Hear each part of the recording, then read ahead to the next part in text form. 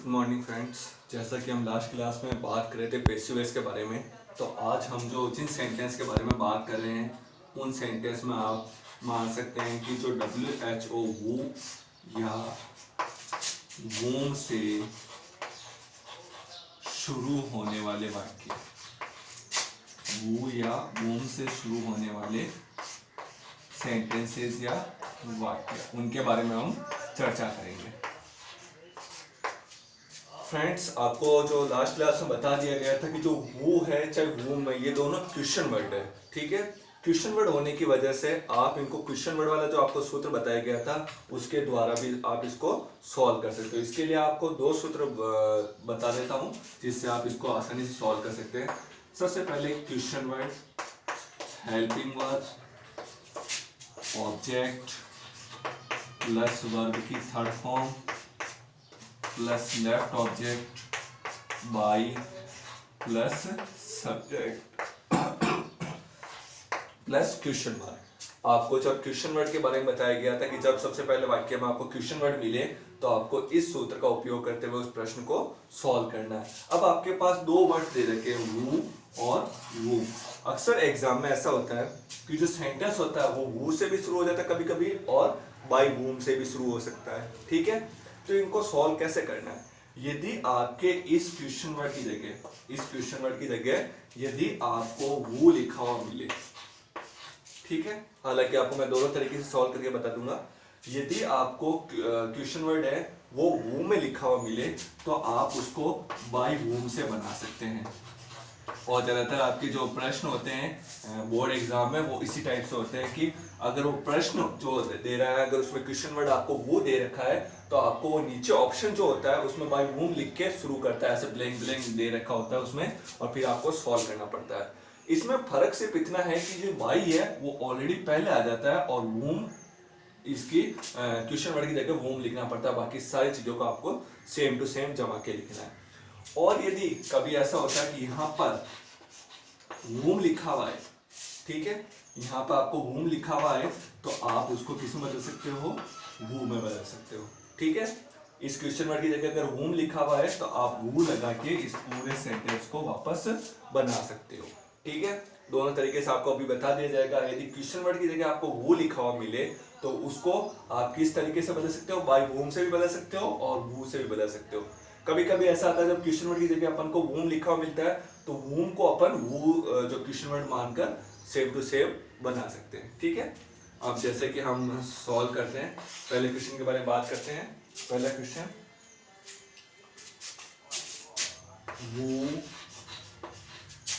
वो कॉल्ड गीता।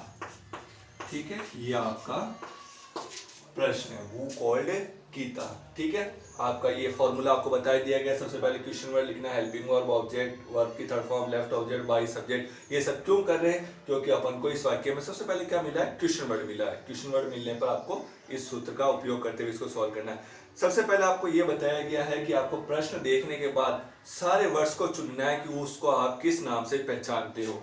ठीक है, तो वो आपका क्या है? Question word. तो यहाँ पर लिख देंगे हम क्वेश्चन वर्ड। ठीक है, कॉल्ड आपकी क्या है? ये वर्ब है तो आपने लिख दिया वर्ब।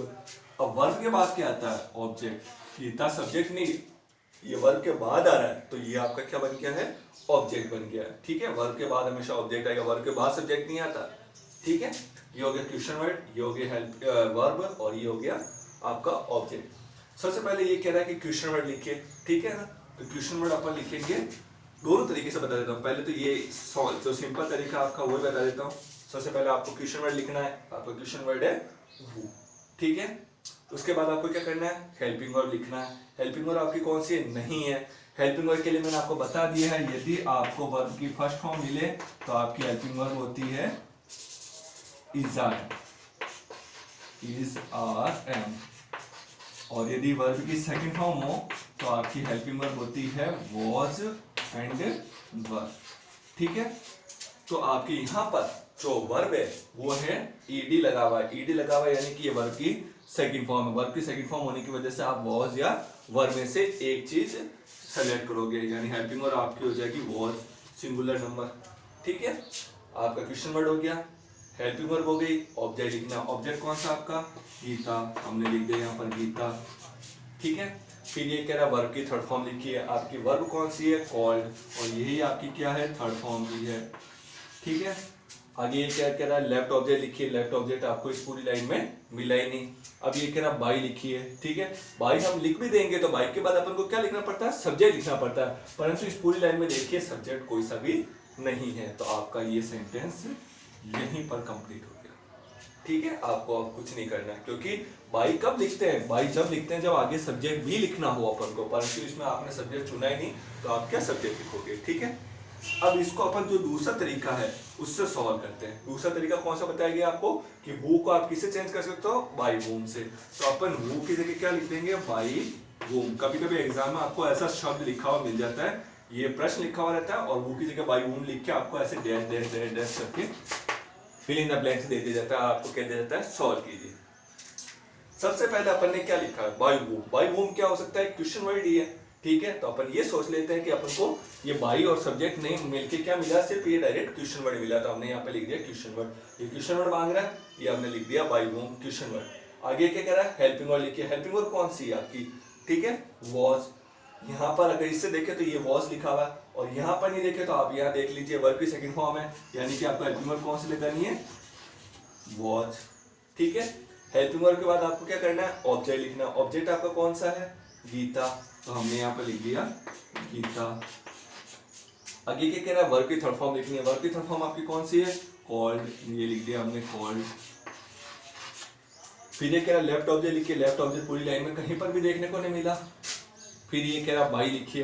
बाई कब लिखेंगे, जब अपन को सब्जेक्ट मिले, परंतु इसमें question word verb object subject है ही नहीं, तो हम बाई नहीं लिखेंगे, सब्जेक्ट आपको मिला ही नहीं, और ये क्वेश्चन वर्ड, ये आपका सेंटेंस कंप्लीट। यहाँ पर अगर आपको बाई वूम लिखा मिले, प्रश्न जो है वो आपके वू से शुरू हो और आपको कहा जाए कि बाई वूम का उपयोग करते हुए इसको सॉल्व करो, तो हम सबसे पहले वू की जगह बाई वूम लिखा हुआ मिलेगा अपन को, ठीक है।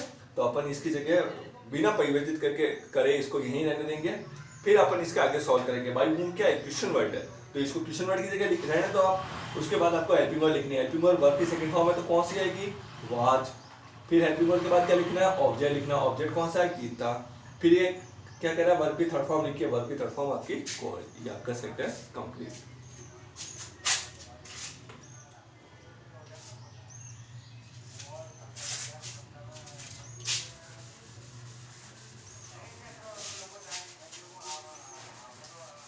एक और सेंटेंस सॉल्व करके देखते हैं। जैसे फॉर एन एग्जांपल आपको एक प्रश्न दे दिया, who stall the pen.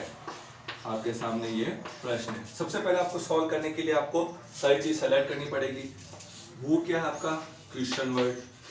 Stall यानी चुराना, ये क्या होगी, वर्ब, क्योंकि हेल्पिंग वर्ब नहीं है, हेल्पिंग वर्ब आपको सारी बता दी गई है, ठीक है। और दी पेन यानी वर्ब के बाद आपका क्या आता है, ऑब्जेक्ट आता है। वर्ब के बाद हमेशा ऑब्जेक्ट ही आएगा आपके, ठीक है। वर्ब के बाद आपका ऑब्जेक्ट, ठीक है। अब अपन इसको सॉल्व करते हैं। सबसे पहले हमारा जो नियम है, सिंपल सा नियम, उसी से सॉल्व कर लेते हैं। सबसे पहले क्वेश्चन वर्ड आ रहा है, यानी कौन सा सूत्र लगेगा, ये लगेगा, question word, helping verb, object, verb की third form, left object, by subject, question mark, ठीक है। तो सबसे पहले क्वेश्चन वर्ड आ रहा है, तो इस फॉर्मूले का उपयोग करते हुए सॉल्व कीजिए। सबसे पहले क्वेश्चन वर्ड लिखिए। क्वेश्चन वर्ड आपका कौन सा है, ये वो, तो हमने यहाँ पे लिख दिया वो। आगे क्या कह रहा है, हेल्पिंग वर्ड लिखो। हेल्पिंग वर्ड कौन सी है, स्टॉल। स्टॉल कौन सी वर्ब है, ये हेल्पिंग वर्ब नहीं है, वर्ब है। वर्ब की कौन सी फॉर्म है, सेकंड फॉर्म है, क्योंकि फर्स्ट फॉर्म होती है स्टील, सेकंड फॉर्म होती है स्टॉल, और थर्ड फॉर्म होती है स्टॉलन, ठीक है। तो ये स्टॉल क्या है, सेकंड फॉर्म है। सेकंड फॉर्म है यानी कि वॉज या वर यूज करना है, तो हम यहाँ पे लिख देंगे हेल्पिंग वर्ब वॉज, ठीक है। हेल्पिंग वर्ब के बाद लिखना है ऑब्जेक्ट। ऑब्जेक्ट आपको किसने, आपको कौन सा ऑब्जेक्ट चुना आपने, दी पेन, तो ये हमारा ऑब्जेक्ट हो गया। अब ऑब्जेक्ट दी पेन एक सिंगुलर नंबर है, एक वचन है, तो इसके साथ हमने कौन सी हेल्पिंग वर्ब लगाई है, वाज। अगर ये प्लूरल नंबर होता है, यहाँ पे पेन्स लिखा हुआ होता, तो हम यहाँ पर वाज ना यूज करके क्या यूज करते हैं, वर, ठीक है। दी पेन ऑब्जेक्ट लिख दिया हमने। आगे क्या कह रहा है, वर्ब की थर्ड फॉर्म लिखिए। वर्ब कौन सी है आपकी, स्टॉल, और इसकी थर्ड फॉर्म क्या होती है, स्टॉलन। स्टॉल की थर्ड फॉर्म स्टॉलन, ठीक है। अब आपको बाई चांस एग्जाम में ऐसा कर दिया जाए कि यहाँ पर बाई वू न लिख के बाई वूम लिख दिया जाए, और आपको फिल इन द ब्लैंक्स दे दिया जाए कि आप बाई वूम का उपयोग करते हुए इसको सॉल्व कीजिए, तो आपको बिल्कुल भी कंफ्यूज नहीं होना है। जैसे कि आपको क्वेश्चन वर्ड लिखा हुआ है यहाँ पर, ये क्वेश्चन वर्ड ही है, ठीक है, आपको जो सूत्र है फॉर्मूला बता दिया गया है। तो वाई होम क्या है, क्वेश्चन वर्ड ही है।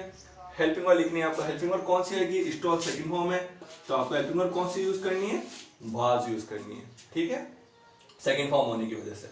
फिर आपको क्या करना है, ऑब्जेक्ट लिखना। ऑब्जेक्ट आपको कौन सा है, आपने चुना हुआ ही है, दी पेन, ये हमने लिख दिया दी पेन, ठीक है। ऑब्जेक्ट के बाद क्या करना है, वर्ब की थर्ड फॉर्म, वर्ब कौन सी है आपकी, स्टॉल, और स्टॉल की थर्ड फॉर्म स्टॉलन। इस प्रकार से आपको ये प्रश्न सॉल्व करना आना चाहिए। क्वेश्चन वर्ड वाले नियम से ही होंगे, चाहे वो लिखा हुआ मिले आपको, चाहे वूम लिखा हुआ मिले, दोनों तरीके से इस प्रश्न को सॉल्व करना बहुत आसान है।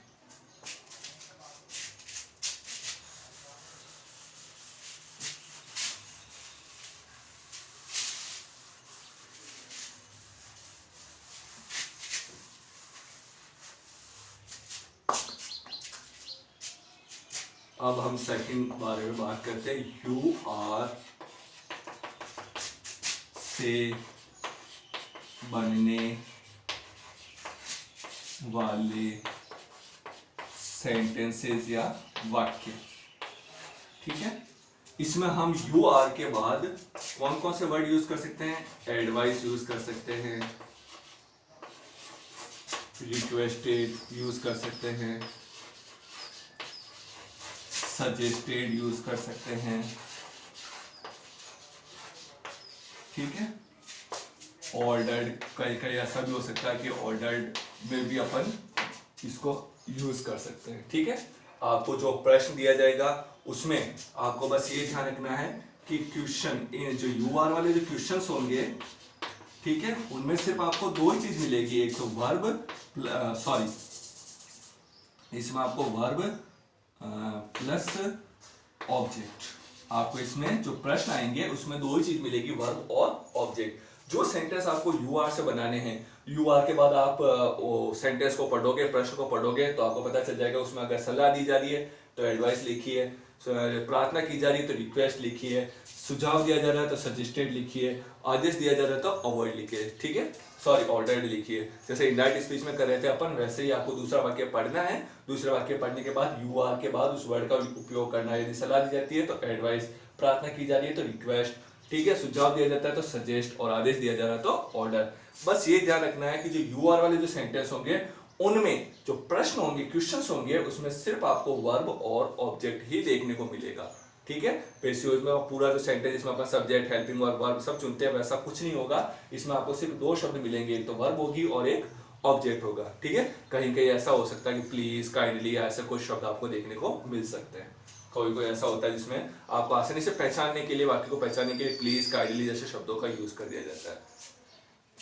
अब हमारा क्वेश्चन है,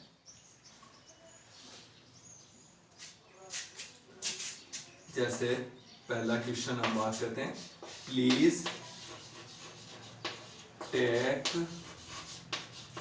your seat, please take your seat. जैसे फॉर एग्जाम्पल आपके सामने ये सेंटेंस दे दिया और एग्जाम में आपको यहाँ पर नीचे इस प्रकार से लिखा हुआ था यू आर, बस इतना सा आपको दे दिया जाता है। इस टाइप से आपके प्रश्न एग्जाम में देखने को मिलते हैं। तो प्लीज टेक योर सीट, ये आपका प्रश्न है और आपको यू आर लिख के ब्लैंक छोड़ दिया जाता है कि आप इसको सॉल्व कीजिए, ठीक है।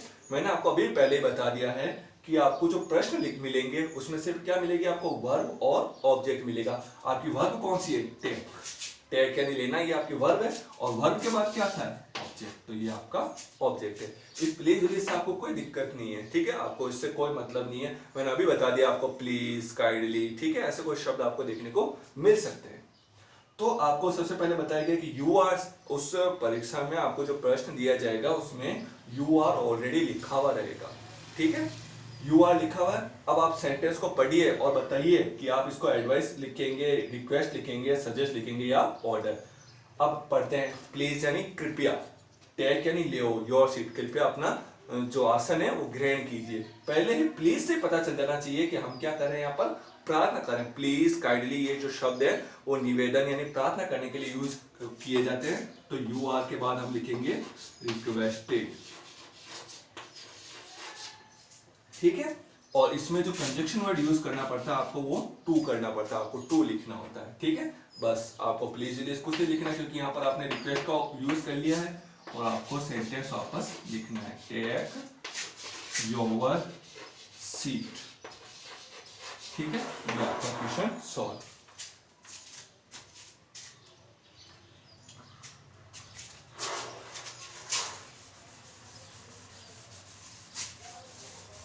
नेक्स्ट क्वेश्चन हमारा, avoid bad company, avoid bad company.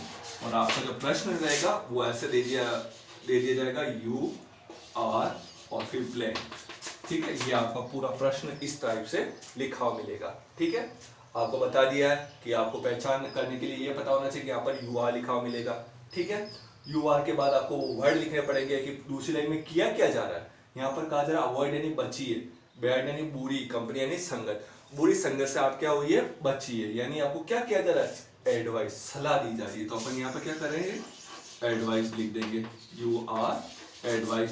फिर कंजक्शन वर्ड कौन सा यूज करना है, टू। ठीक है, इस लाइन को लिखने के लिए अपन कंजक्शन वर्ड कौन सा यूज करेंगे, टू। बस आपको कोई परिवर्तन नहीं करना है, ये वापस यहाँ पर लिखना है, अवॉइड बैड कंपनी। ठीक है, इस तरीके से आपका सेंटेंस बनेगा।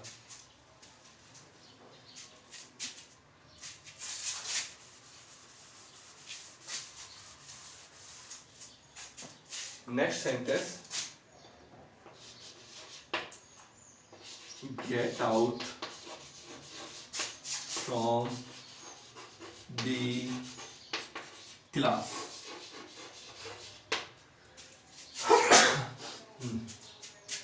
यू आर, इस टाइप से आपको सेंटेंस देखने को मिलेगा।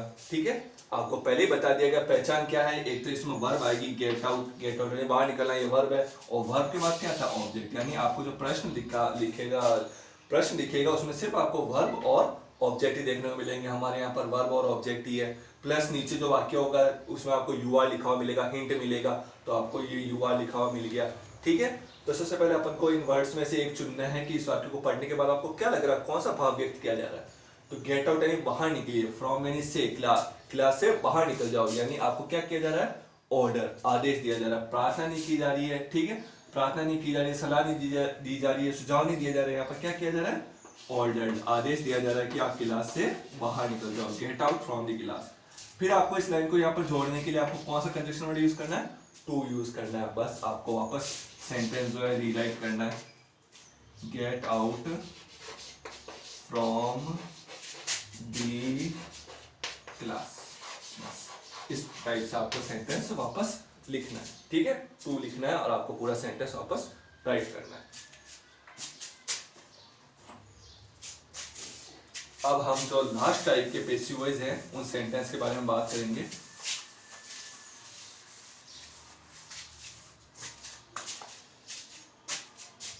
लेट से बनने वाले वाक्य या सेंटेंसेस। ठीक है, इसके लिए मैं आपको फॉर्मूला बता दूं, लेट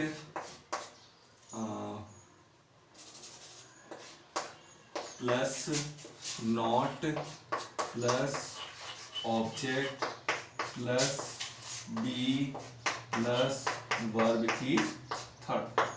ठीक है, इस प्रकार का आपका सेंटेंस रहेगा।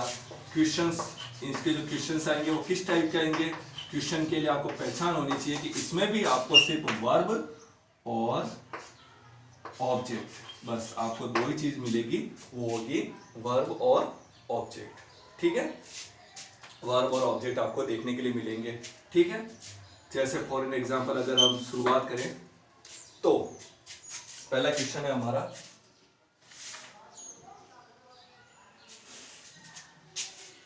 Post this letter. ये हमारा पहला प्रश्न है, पोस्ट दिस लेटर। ठीक है, अब इसको अपन सॉल्व करेंगे। पहले ही आपको बता दिया कि जो क्वेश्चन है उसमें आपको सिर्फ क्या मिलेगा, वर्ब और ऑब्जेक्ट। पोस्ट ये है वर्ब, ठीक है, दिस लेटर ये हो गया आपका ऑब्जेक्ट। जैसे आपको यू आर वाले जो सेंटेंस थे उसमें यू आर लिखा हुआ मिला, उसी प्रकार इन सेंटेंस में आपको लेट लिखा हुआ मिलेगा। ठीक है। जो यूआर वाले सेंटेंस है वो भी आपको वर्ब और ऑब्जेक्ट में ही मिलेंगे, उनके जो प्रश्न होंगे वो वर्ब और ऑब्जेक्ट लिखे हुए मिलेंगे। और लेट वाले में भी सेम है कि आपको वर्ब और ऑब्जेक्ट वाले प्रश्न ही मिलेंगे, उसमें सब्जेक्ट आपको हेल्पिंग वर्ब कुछ भी नहीं मिलेगा आपको। अब कंफ्यूजन होने वाली बात यह है कि जो जब दोनों के प्रश्न एक जैसे होंगे तो कैसे पता चलेगा कि ये जो लेट से बनेंगे या यू आर रिक्वेस्टेड से बनेंगे। तो आपको अभी बता दिया गया है कि जो प्रश्न सिर्फ वर्ब और ऑब्जेक्ट वाले हो तो उसमें आपको यह देखना है कि दूसरा ऑप्शन दिया जा रहा है, आपको लाइन दी जा रही नीचे, उसमें ऑप्शन में यू आर लिखा हुआ मिला तो आपको यू आर के आगे रिक्वेस्टेड, ऑर्डर, एडवाइस लिख के टू लिख के पूरी सेंटेंस लिखना है। और यदि यू आर नहीं लिखा हुआ मिला है तो आपको डेफिनेटली क्या मिलेगा, लेट मिलेगा। और लेट जब मिले तो आपको इस सेंटेंस का उपयोग करते हुए सेंटेंस को वापस राइट करना, लिखना है।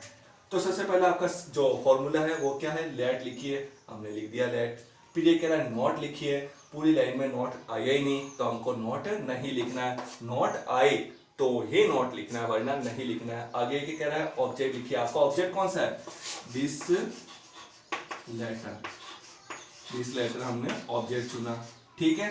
आगे क्या कह रहा है, बी लिखिए, हमने यहाँ पर लिख दिया बी। आगे क्या कह रहा है, वर्ब की थर्ड फॉर्म लिखिए, वर्ब आपकी कौन सी है, पोस्ट, ठीक है। और इसकी थर्ड फॉर्म कर दी हमने पोस्टेड। ये आपका सेंटेंस कंप्लीट।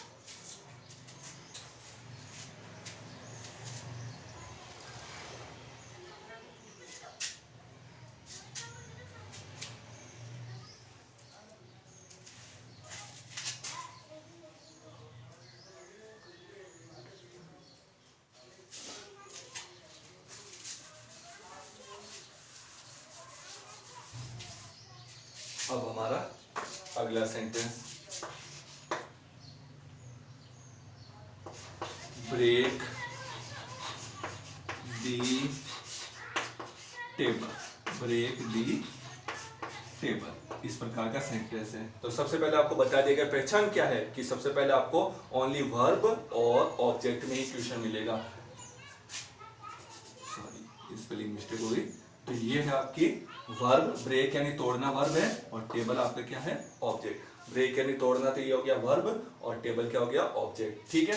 अब पहचान ये है कि आपको जो दूसरा वाक्य है वो लेट से मिलेगा, यू आर से मिले तो आपको समझ जाना है कि यू आर के बाद ऑर्डर, एडवाइस या रिक्वेस्ट में चेंज करके आपको टू लगा के वापस रीराइट सेंटेंस करना है, सेंटेंस को वापस लिखना है।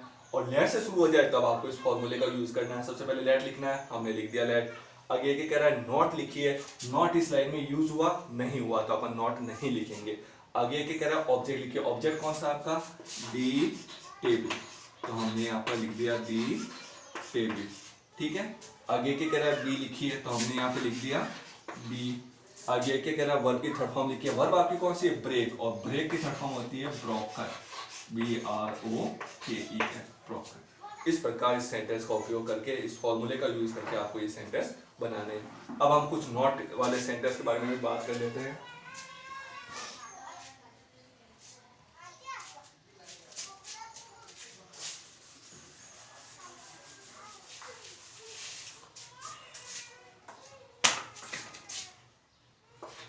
जैसे फर्स्ट सेंटेंस है, do not kill the bird, ठीक है, ये आपका सेंटेंस है। तो आपको बता दिया गया है कि आपको क्या मिलेंगे, सिर्फ वर्ब और ऑब्जेक्ट। ये आपकी वर्ब किल और ये हो गया ऑब्जेक्ट, और ये आपकी हेल्पिंग वर्ब है वैसे तो, ठीक है। परंतु आपको जो सूत्र कह रहा है वैसा ही चलना है। आपको पहले ही बता दिया गया कि इसमें आपको क्या लिखा हुआ मिलेगा, लेट लिखा हुआ मिलेगा, लेट लिखा हुआ है। अब आपको आगे क्या करना है, नॉट लगाना है, डू नॉट नहीं लगाना है। यहाँ पर डू लिखा हुआ हो, डिड लिखा हुआ हो, ठीक है, डज लिखा हुआ, कुछ भी लिखा हो, उससे आपको कोई लेना देना नहीं है। आपको डायरेक्ट सिर्फ क्या लिखना है, नॉट, तो हमने यहाँ पे लिख देंगे नॉट। इस डू को नहीं लिखेंगे, डज आ जाए तो भी नहीं लिखना है, डिड आ जाए तो भी नहीं लिखना है, सिर्फ लेट लिखा हुआ, ये लेट लिखा हुआ है, ये आपके पेपर में भी लिखा हुआ आएगा, क्वेश्चन में लिखा हुआ आएगा। नॉट लिखना है, ये हमने नॉट लिख दिया। आगे क्या कह रहा है, ऑब्जेक्ट लिखिए, ऑब्जेक्ट कौन सा है, दी बर्ड। फिर ये क्या कह रहा है, बी लिखिए, ये हमने लिख दिया बी। अब आगे कह रहा है वर्ब की थर्ड फॉर्म लिखिए, वर्ब कौन सी आपकी, किल, और इसकी थर्ड फॉर्म होती है किल। ये आपका sentence complete.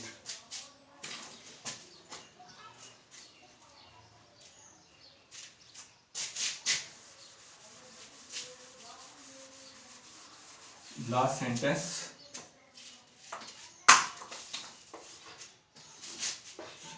Do not abuse Ram, ये हमारा सेंटेंस है।